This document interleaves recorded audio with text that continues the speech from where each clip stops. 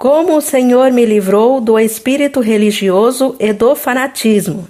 Mensagem do dia 2 de agosto de 2018.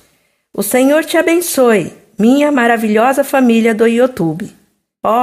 Esta é uma noite especial. Há um testemunho especial que irei compartilhar com vocês, porque o Senhor me pediu para fazer isso.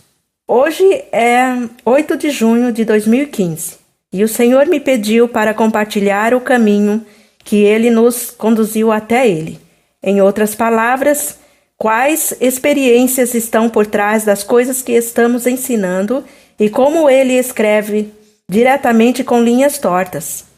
Irmãos, Ele jamais escreve diretamente em linhas tortas. A noite começou com várias horas de adoração. E esta noite o Senhor não ficou triste, embora Ele estivesse no início da noite. Passei várias horas com Ele que esteve muito triste. Então eu fiz uma pausa, uma soneca.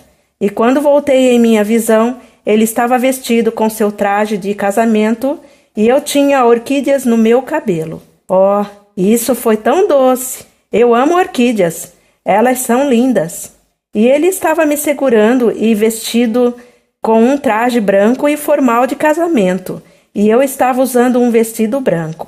Então, eu continuei sendo cutucada por um pensamento de que eu precisava compartilhar algumas das minhas experiências passadas com vocês, em diferentes igrejas. Mas eu cheguei a pensar, não, isso é uma distração. Parei e orei, e Ezequiel orou e chegamos à conclusão de que realmente era o Senhor.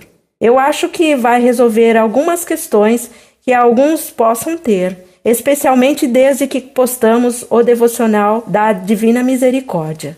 Mas isso pode resolver algumas questões sobre de onde estamos vindo. Eu quero que você entenda quais são os nossos caminhos e qual é a nossa missão. Então, vou seguir em frente e começar. Minhas primeiras lembranças envolvendo religião remontam aos meus anos do ensino médio. Eu não tenho uma boa lembrança antes do ensino médio. Eu frequentei a South Shore High School, em Chicago, no início dos anos 60, e era um dos poucos gentios de uma escola dominada por estudantes e professores judeus. Eu também costumava ser uma das poucas garotas chave de porta, porque minha mãe trabalhava em período integral como maquiadora, tendo se divorciado. Eu não tinha pai, eu não tinha irmãos ou parentes de qualquer tipo para esse assunto.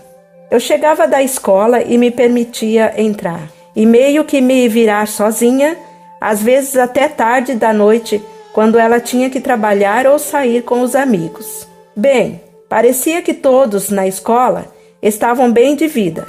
Alguma vez você já se sentiu assim? E nós estávamos logo abaixo da classe média. Mas desde que a minha mãe esteve no negócio de beleza, ela sempre conseguiu me vestir muito bem. Muitas crianças da escola tinham pais médicos, advogados e profissionais razoavelmente bem-sucedidos. Então, eles tinham que fazer muitas coisas que eu não podia fazer e não era capaz de fazer. Era definitivamente uma distinção de classe, além de ser um gentio em uma escola judaica. Minha mãe trabalhava predominantemente com mulheres judias de classe média alta e esposas mafiosas. Esse é um ponto importante. Ela detestava intensamente as mulheres judias e menosprezava as famílias mafiosas católicas e sentia-se totalmente revoltada com os pentecostais. Mamãe tinha opiniões fortes. Em outras palavras, ela tinha opiniões fortes e era basicamente uma intolerante. Agora, essa palavra intolerante surgiu muito cedo hoje, à noite, em minhas orações. Continuei ouvindo essa palavra. Então, eu olhei para cima. Eu não vou te dar a definição completa agora, mas vou te dar uma parte disso, porque eu me perguntei, intolerante?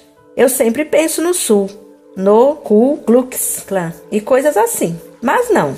Intolerante é uma pessoa que é intolerante com aqueles que detêm opiniões diferentes. Uma pessoa que é forte e injustamente não gosta das ideias de outras pessoas. Essa é a versão curta do que é intolerante. Então, mamãe era uma intolerante. Por volta de 13 anos, comecei a ter uma atração muito forte para saber quem era Deus. Minha mãe foi para uma igreja congregacional no Natal e na Páscoa. Ela acreditava em Deus, mas não sabia o que aconteceu com Jesus quando ele morreu. Eu ansiava por ter respostas reais para essas questões e acabei totalmente frustrada depois de falar com o pastor congregacional. Saí do escritório pensando, ele também não sabe quem é Deus. Talvez não haja Deus. E assim me tornei agnóstica. Tornei-me a melhor amiga de uma judia russa, cuja família tinha estado nos campos de concentração. E ela tinha uma forte inclinação intelectual. Então falamos sobre Ayn Rand, procurando respostas para a vida. Mas me incomodava muito que minha mãe pensasse e quando eu morresse eu simplesmente deixava de existir. Algo não estava certo com isso. Quer dizer, eu senti isso no fundo do meu espírito e isso me abalou. Tipo, isso não está certo. Isso não pode ser. Como pode ser isso? Bom, de qualquer forma, minha amiga Nina e eu nunca falamos sobre a fé. E olhando para trás agora, eu gostaria que tivéssemos. Mesmo sendo judia, o povo judeu conhecia a Deus, pelo menos, e isso foi me ajudando ao longo do caminho. Eu não acho que o bairro em que morei tivesse igrejas pentecostais ou não denominacionais. Na verdade, eu não acho que elas existiam até então. Depois que eu larguei o colégio, totalmente frustrada com o ambiente, eu realmente não gostava. Eu decidi me tornar uma fotógrafa da natureza e mergulhei direto na era hippie. Realmente feliz pela liberdade de todas as restrições sociais que minha mãe estava ligada. Mas eu nunca me tornei um hippie, apenas um agnóstico contracultural. Como minha busca por respostas a perguntas espirituais não estava satisfeita, acabei me chamando de ateu. Ainda assim, fiquei muito incomodada com a existência do sobrenatural. Eu tinha uma sensibilidade muito forte ao sobrenatural. Eu olhei para a minha vida e a dos outros e disse a mim mesma, deve haver mais a isso do que aparenta. Deve haver. E assim minha jornada para a nova era começou. Segurei fortemente as opiniões preconceituosas de minha mãe sobre a religião organizada e fiquei intrigada com os ensinamentos do budismo e da nova era. Quando me mudei para São Francisco, nos anos 60, para começar minha carreira como fotógrafa, encontrei o ambiente ideal para explorar o sobrenatural. Eu tinha um medo saudável do satanismo, mas mergulhei no I Ching, meditação transcendental, astrologia, quiromancia, maneiras da medicina do índio americano, cientologia e outros estudos da nova era, incluindo numerologia. E eu estava muito séria em estudar essas coisas quando não estava em uma filmagem, tirando fotografias, editando e vendo clientes. Passei muito tempo fazendo isso. E finalmente meu fascínio pelo espiritual ofuscou minha carreira fotográfica. E eu segui esse caminho. Enquanto eu explorava esses reinos espirituais, eu me tornava cada vez mais desencantada, seguindo suas trilhas de coelho e círculos sem fim, onde eu aprendi todos os tipos de coisas, mas ainda não sabia realmente quem era Deus. O último lugar que eu esperava encontrá-lo era no cristianismo. Minha opinião sobre o cristianismo era que eles eram apenas um bando de avestruzes com a cabeça presa na areia, porque não viam o impacto que as estrelas tinham e o signo ascendente, seu planeta governante e blá blá blá. Eu não vi nada disso. Então pensei, bem, suas cabeças estavam presas na areia. Bem, Deus finalmente se revelou para mim uma noite enquanto eu estava meditando sobre o tarô maia, debaixo de uma pirâmide de cobre. Quando eu estava tentando me conectar com o significado de uma das cartas, meus olhos estavam fechados e eu, é claro, não vi nada além de escuridão. Até que uma rachadura na escuridão aconteceu. Ficou maior e maior e maior, e de repente uma pomba em chamas, como relâmpago, desceu do céu e veio descansar em meu corpo, desencadeando uma felicidade física como nada que eu já tinha experimentado por uns bons 45 minutos. O calor foi tremendo. Eu não sabia nada do Espírito Santo, mas quando meu ex-marido, que estava sentado comigo, disse: "Seu corpo está em chamas. O que está acontecendo?" Eu respondi: "Estou tendo uma visitação do Espírito Santo." Do lado de fora, parecia que eu estava queimando por dentro. Eu estava sendo condenada por todos os meus pecados. E eu tinha muitos pecados. Mas, ao mesmo tempo, eu estava sendo inundada por um amor como nunca senti em minha vida. Eu sabia que era pecadora pela primeira vez.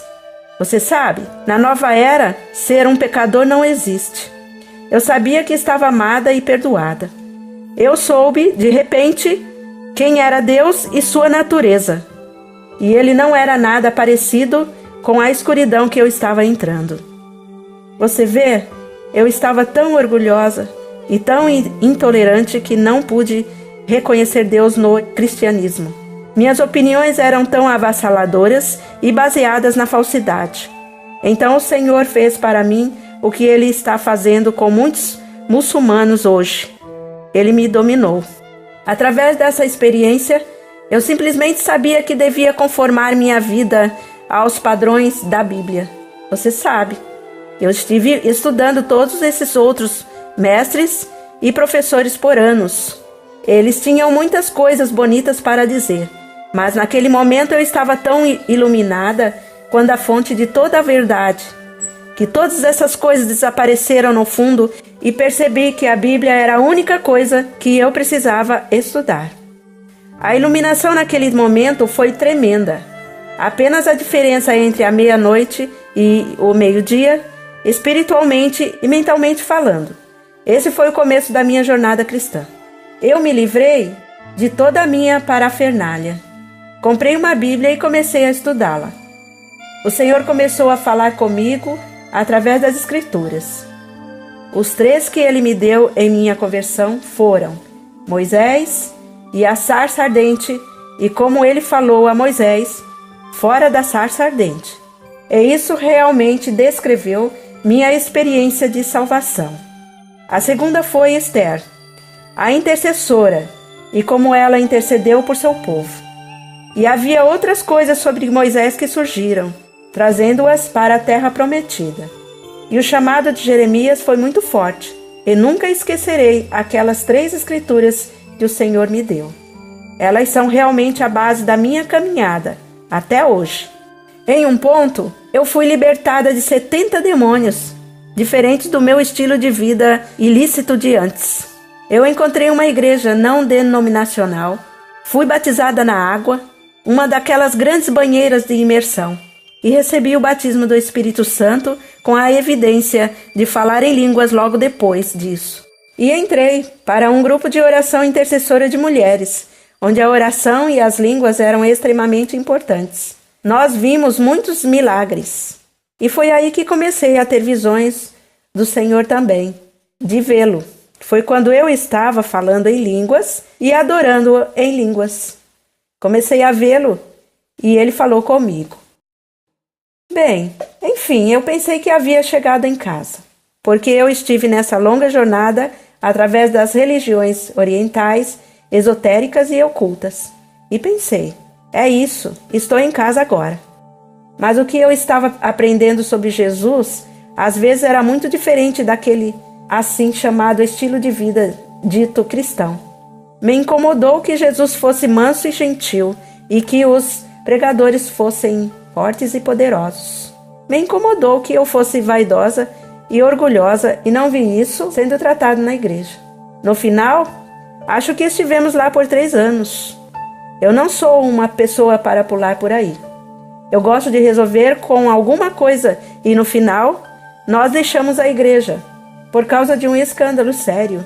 E mais importante do que o escândalo, a falta de oportunidade e apoio para crescer no ministério. Eles simplesmente não estavam treinando as pessoas e enviando-as para fora. De fato, uma profecia foi falada sobre aquela igreja, que deu à luz almas, mas as manteve como bebês. e eu posso testemunhar que foi o que aconteceu lá. Então nós buscamos pesquisar, visitamos muitas outras igrejas por 7 anos. Continuamos a procurar nosso lar na comunidade cristã. Nada parecia certo. Os mesmos pecados, todas as igrejas que visitamos. Materialismo, vaidade, orgulho, mas semelhança com Jesus nos ministérios? Muito pouco. De vez em quando, havia uma pessoa.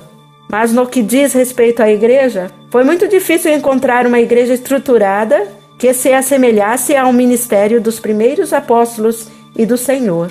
Meu marido, ao mesmo tempo, seguia o mesmo caminho que qualquer coisa que eu fiz, mas eu era apaixonada e não encontrava a fé que espelhava Jesus.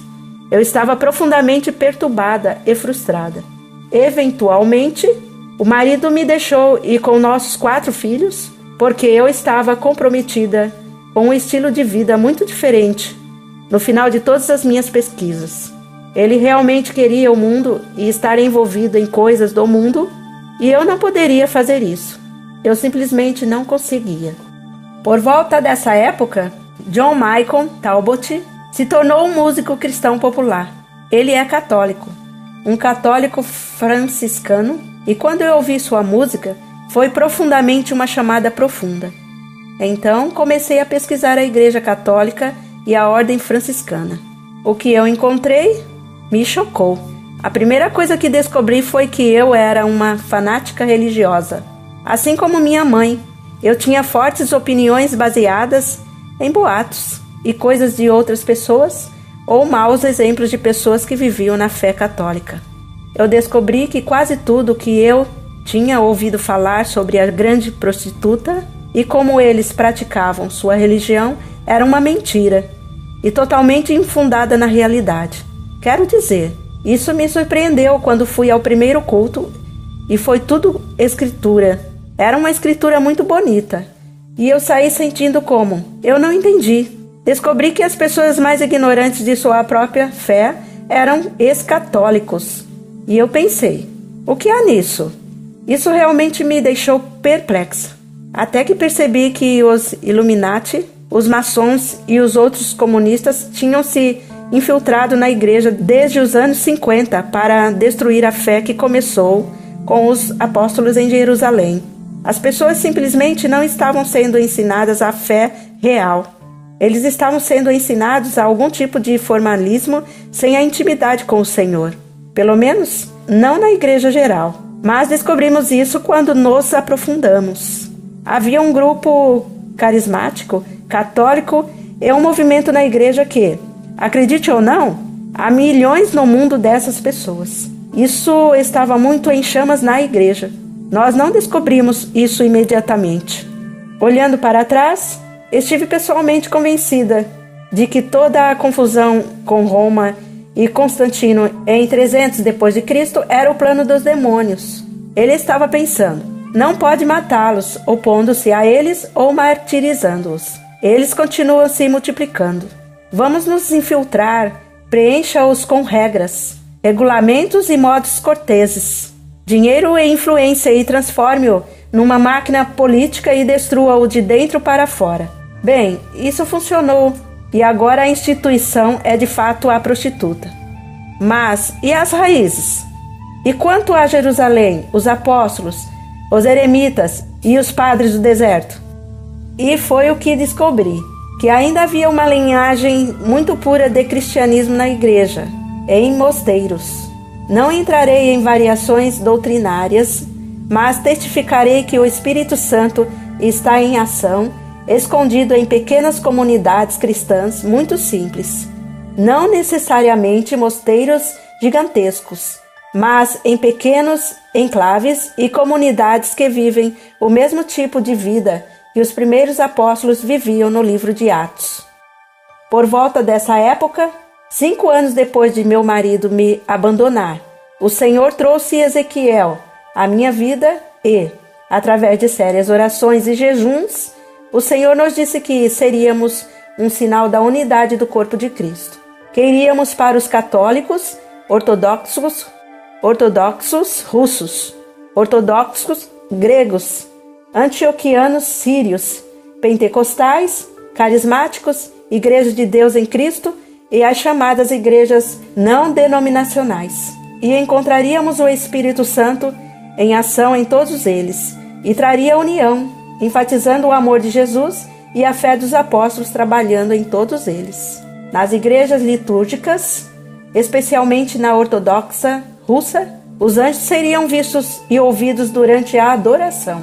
Aqui, passamos a acreditar que a única maneira de adorar era o caminho não confessional e cantar em línguas.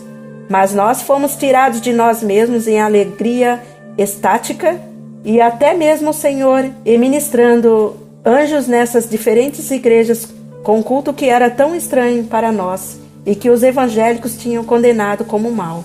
Uau! Que revelação! Eu também aprendi que a forma daquela adoração e o que eles chamavam de missa ou liturgia originou-se em 50 depois de Cristo e foi escrita por Tiago, o irmão do Senhor. Uau! Quero dizer, você não pode ficar muito mais original do que isso. Mas é a mesma forma que foi em 50 depois de Cristo. Então, essas foram todas revelações. E eu pensei, meu Deus, onde nós estivemos? Nós realmente tínhamos nossas cabeças presas na areia. E assim, durante 30 anos, o Senhor Jesus nos conduziu aos líderes de muitos mosteiros e igrejas diferentes. E ficamos por lá em cada um por tempo suficiente para ter uma noção profunda e autêntica do que o Senhor estava fazendo em sua adoração, em suas orações e ensinamentos, brotando muito puramente de raízes apostólicas. E os pais do deserto. Quero dizer, isso é realmente coisa pura. Nós estávamos totalmente surpresos. Antes de mencionar isso, tenho que dizer que em todo lugar há pecado. Onde quer que haja pessoas, há pecado. Há pecado na igreja, há pecado nos mosteiros. Há pecado nas aulas da escola dominical. Há pecado em todos os lugares. Apenas toma formas diferentes. Então, você não pode apontar o dedo para um lugar específico e dizer: bem, eles fizeram isso e fizeram isso. E fique por lá diante do Senhor, sabendo que as mesmas coisas estão sendo feitas em sua igreja. Há pecado em todos os lugares. E não nos concentramos no pecado. Nos concentramos no que o Espírito Santo está fazendo. Então, ficamos totalmente surpresos. Jesus apareceria em muitos lugares diferentes e nós observamos tantos dedicados ao Senhor com um espírito doce e profunda humildade, uma vida simples. Eles haviam deixado para trás a mãe, o pai, a irmão, todas as suas posses terrenas. Eles não se importavam com o cabelo, a maquiagem ou as roupas. Eles deixavam essas coisas para trás para serem livres, para viver somente para Cristo. Ser livre e ter sua atenção nele, 24 horas por dia, 7 dias por semana, e não ser acorrentado pela sociedade e como deveríamos parecer, vestindo-se para a igreja no domingo ou o que quer que seja, e tentando impressionar as pessoas. Isso é uma escravidão. O devocional da Divina Misericórdia foi uma das doces descobertas que fizemos e experimentamos o poder da intercessão com uma oração formal. Nunca havíamos rezado oração formal antes. Orava em línguas, orava em espírito.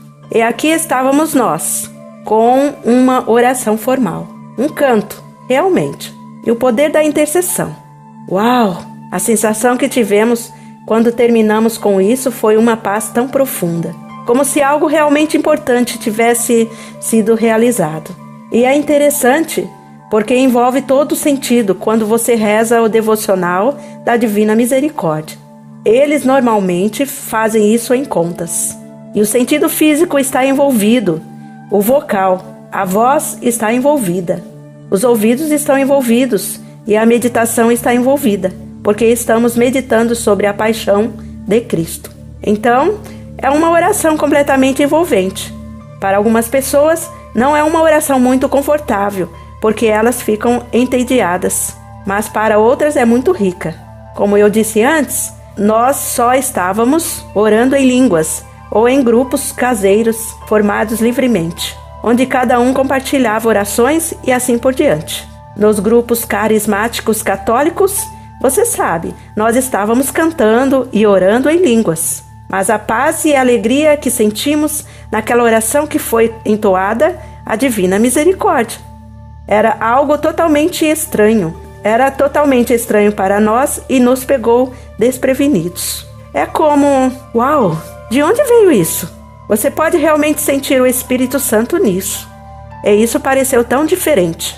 Nos grupos carismáticos católicos, pudemos ministrar cânticos, orações, curas e outra dimensão que nunca havíamos experimentado. E essa foi a profunda proximidade de Jesus quando meditamos sobre sua paixão. Começamos a passar horas em adoração e oração, meditando sobre sua vida e o significado das coisas que ele fez. Em sua brandura, mansidão, profunda ternura com os mais desprezíveis pecadores e seu completo desgosto pelos profissionais religiosos, fariseus, saduceus, fanáticos, religiosos e hipócritas. Quanto mais nos aproximamos do Senhor, mais preto e branco tudo se tornou.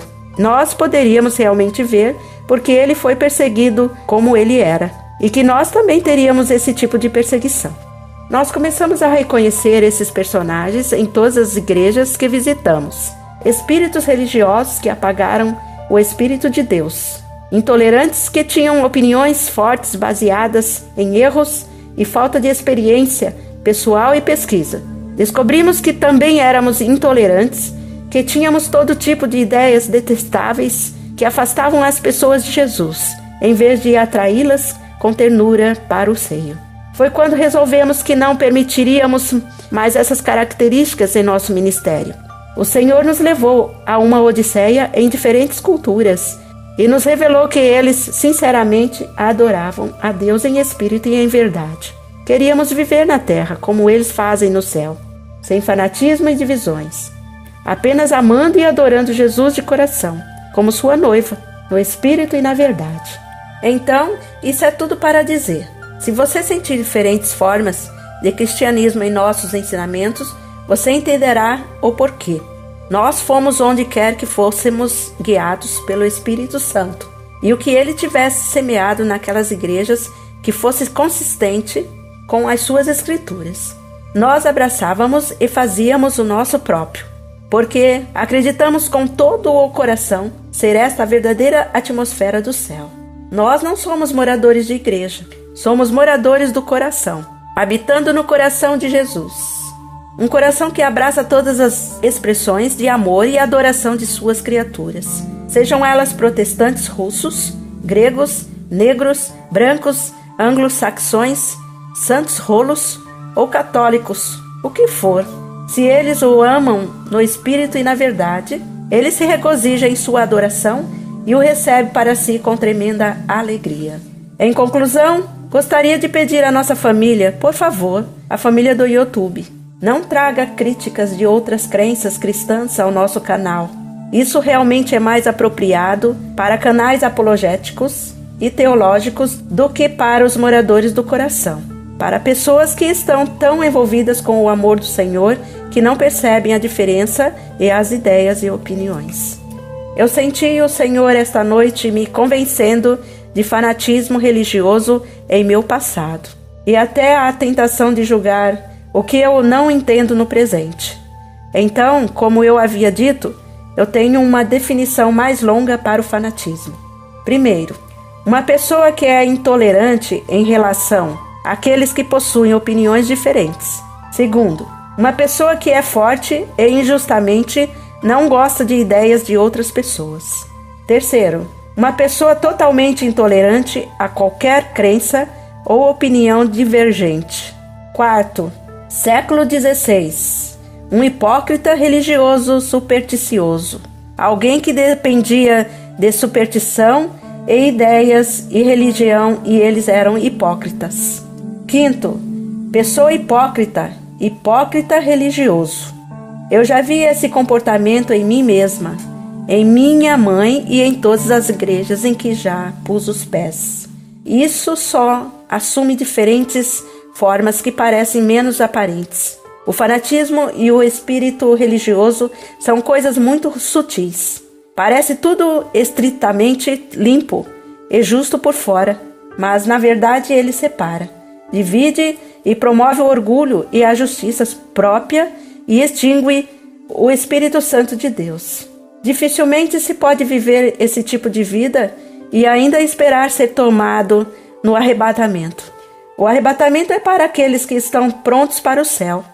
Pessoas que ainda são críticas em relação aos outros porque adoram de maneira diferente do que elas. Essas não estão prontas para o céu. O céu está cheio daquelas que adoram no Espírito e na verdade e nos modos como o Espírito Santo os conduziu. O que Moisés disse, que eles profetizem, eu desejo que todos de Israel profetizem. O que Jesus disse, deixem eles não podem fazer milagres em meu nome e estarem contra mim. Então eu realmente senti a agenda do Senhor para esta noite, compartilhando com você. E eu quero terminar com uma breve oração. Senhor, perdoa-nos por julgar os outros com base em nossas próprias opiniões e não em sua opinião. Você sozinho, Senhor, está qualificado para julgar. Só Tu és santo, justo e conhece toda a verdade. Pelo Seu sangue, nos purifique dos espíritos religiosos e nos liberte dos males do orgulho e justiça própria. Amém. Depois que terminei de escrever isto, ouvi a voz do Senhor e Ele disse: Vou trabalhar maravilhas em minha noiva, para levá-la a um acordo, para que ela possa adorar livremente com todas as hostes do céu nos dias que estão por vir. Uau! Isso me parece um arrebatamento. O Senhor te abençoe, família do YouTube. Muito obrigado por suas orações e apoio. Nós realmente amamos vocês.